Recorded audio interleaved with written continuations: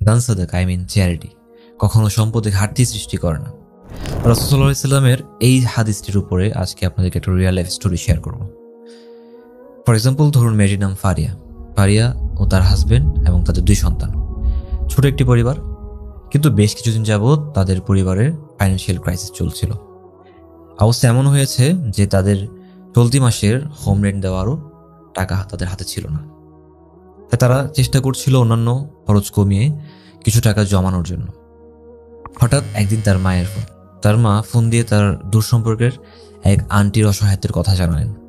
তিনি জানালেন যে তার হাজব্যান্ড রোড অ্যাক্সিডেন্টে মারা গেছেন। এমনকি তাদের তিনটি মেয়ে, যাদের প্রত্যেকের স্কুলের পেমেন্ট এখনো বাকি আছে এবং তাদের খরচের অনেক বকেয়া হয়ে গিয়েছে দোকানে। তো ফারিয়াদের পক্ষে সম্ভব হলে যেন তারা তাদেরকে হেল্প করে। আবার তার মায়ের জানা ছিল না যে ফারিয়ার অর্থনৈতিক অবস্থা খুবই খারাপ। এখন ফারিয়া বিষয় নিয়ে ভাবলো, তার স্বামীর সাথে পরামর্শ করলো। এরপর তারা সিদ্ধান্ত নিল যে তারা তাদেরকে হেল্প করবে। তারা হেল্প করতে চাইলেও তাদের অর্থনৈতিক অবস্থার কারণে তাদের অন্তর সায় দিচ্ছিল না। তো পরিশেষে তারা তাদের সব জমানো টাকা দিয়ে তাদেরকে হেল্প করেছিল। এদিকে মাসও শেষ হতে লাগলো। ফারিয়ার হাজব্যান্ডেরও টেনশন বাড়তে লাগলো। তো পরবর্তীতে মাসের শেষে বেতনের টাকা তুলতে গিয়ে দেখে ব্যাংক অ্যাকাউন্টে ডাবল স্যালারি এসেছে, অর্থাৎ যা থাকার কথা তার ডাবল আছে। তিনি হয়তো ভাবলেন যে কেউ ভুলে পাঠিয়ে দিয়েছে এবং তিনি খুশিও হলেন, আবার অবাকও হলেন।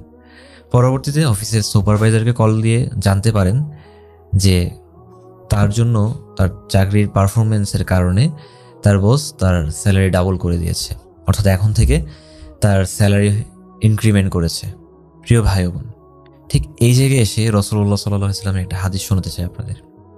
তিনি বলেন যে বান্দা যতক্ষণ নিজ ভাইয়ের সহযোগিতা করে ততক্ষণ আল্লাহ তাকে সহযোগিতা করেন। সুবহানাল্লাহ।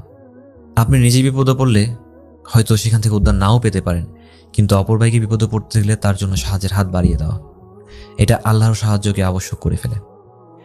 আপনার বিয়ে যদি নাও হয় বা বিয়ে হচ্ছে না, কিন্তু আপনি অপর ভাইয়ের বিয়ের ব্যবস্থা করে দিন, তাহলে আল্লাহ আপনার বিয়ের ব্যবস্থা করে দিবেন।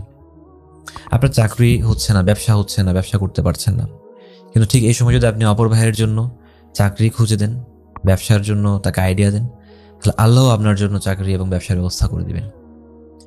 ঠিক এই কনসেপ্টটা বুঝে থাকলে আপনার অর্থ থাকুক আর না থাকুক, আপনি যতটুকু সম্ভব আপনার পক্ষে ততটুকু আপনি দান সাদাকা করুন। আপনার যদি অর্থ সম্পদ নাও থাকে, তাহলে আল্লাহ আপনার অর্থ সম্পদ বাড়িয়ে দিবেন। আল্লাহ তাআলা বলেন, ওয়ামা আনফাকতুম মিন শাইইন ওয়া হুয়া ইউখলিফুহু। তোমরা যা দান করো আল্লাহ তার বিনিময়ে আরো অন্য কিছু দিয়ে দেন। সুবহানাল্লাহ। আল্লাহ যখন আপনাকে এই ব্যাপারে ওয়াদাই করেছেন, তাহলে দান সাদাকার ব্যাপারে আমাদের এত গড়িমসি কেন? আসলে এই গড়িমসি শয়তান আমাদের মধ্যে তৈরি করেছে। শয়তান চায় না আপনি আল্লাহর নিকটবর্তী হন, শয়তান চায় না আপনি সম্পদশালী হন। এবার আল্লাহ তাআলা কোরআনে বলেন যে শয়তান তোমাদেরকে গরিব হয়ে যাওয়ার ভয় দেখায় এবং লজ্জাকর বিষয়ের দিকে নির্দেশ দেয়, এবং আল্লাহ তোমাদের সাথে অনুগ্রহ ও ক্ষমার ওয়াদা করেছে। অবশ্যই আল্লাহ প্রাচুর্যময় ও মহাজ্ঞানী। শয়তানের চক্রান্ত এবং ওয়াসওয়াসা সবসময় দুর্বল হয়ে থাকে। রাসূলুল্লাহ সাল্লাল্লাহু আলাইহি ওয়াসাল্লাম বলেন যে আসমান থেকে 2 জন ফেরেশতা নেমে আসে এবং তাদের একজন দোয়া করে যে আল্লাহ, যে দান করে আপনি তার ধন সম্পদকে আরো বাড়িয়ে দিন, এবং অপরজন দোয়া করে যে তার সম্পদকে আঁকড়ে ধরে রাখে তার সম্পদ ধ্বংস করে দিন।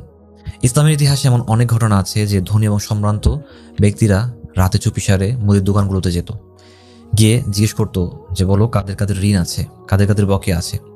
তাদের লিস্ট দেখে তাদের টাকাগুলো পরিশোধ করে দিত এবং বলতো যে আমাদের নাম তোমরা যেন প্রকাশ না করো এবং সেটা গোপন রাখো। পরের দিন ঋণগ্রস্ত ব্যক্তিরা আসার পর যখন দেখতো যে তাদের ঋণ পরিশোধ হয়ে গিয়েছে, তারা খুব অবাক হতো এবং জিজ্ঞেস করতো আশ্চর্যের সাথে যে তারা কারা যারা আমাদের ঋণ পরিশোধ করে দিয়েছে। আল্লাহু আকবার। এমনকি আয়েশা রাদিয়াল্লাহু আনহার কাছেও অনেক অনেক টাকা আসতো, কোটি টাকা আসতো, কিন্তু তিনি দান করতে করতে এমন অবস্থা হয়েছে যে ইফতারের সময় জাস্ট একটা খেজুর কিনে খাবে সেটাও তার মধ্যে ছিল না। আজ ধনী এবং সম্ভ্রান্ত ঘরের ব্যক্তিরা দেখা যায় টাকার অভাবেও বিয়ে করতে পারছে না, অথচ তাদের এক রাতের ডিনারের খরচ দিয়ে সাধারণ যে কোনো পরিবারের 3-4 জনকে স্বাবলম্বী করা সম্ভব হতো। সম্পদ সেটা না যেটা আমরা অর্জন করি, যেটা আমরা জমা করে রাখি, বরং সম্পদ হচ্ছে সেটা যেটা আমরা আল্লাহর রাস্তায় খরচ করি, আল্লাহর জন্য ব্যয় করি, দান সাদাকা করি। কারণ এই দান সাদাকার টাকাগুলো বা সম্পদটুকু যেটা আল্লাহ রাস্তায় ব্যয় করছে সেগুলো আমাদের কাজে আসবে, সেগুলো আমাদের বারাকার কারণ হবে, সেগুলো আমাদের আখিরাতে নাজাদের কারণ হবে। আর যেটা আমরা আঁকড়ে ধরে আছি সেটা আমাদের বিপদের কারণ হবে। রাসূলুল্লাহ সাল্লাল্লাহু আলাইহি ওয়াসাল্লাম বলেছেন যে দান আল্লাহর ক্রোধকে নিভিয়ে দেয় এবং মন্দ মৃত্যুকে ঠেকিয়ে দেয়। তাই আমরা আমাদের যাকাত, সাদাকাতুল ফিতর এগুলো ঠিকমতো আদায় করবো এবং পাশাপাশি অন্য মুসলিম ভাইকে দান সাদাকা দিয়ে সাহায্য করব। এতে করে একে তো আল্লাহ খুশি হবেন, আর দ্বিতীয়ত মুসলিম উম্মার অনেক অনেক হেল্প হবে। আল্লাহ তাআলা আমাদেরকে কৃপণতা থেকে হেফাজত করুক। আমিন ইয়া রাব্বাল আলামিন।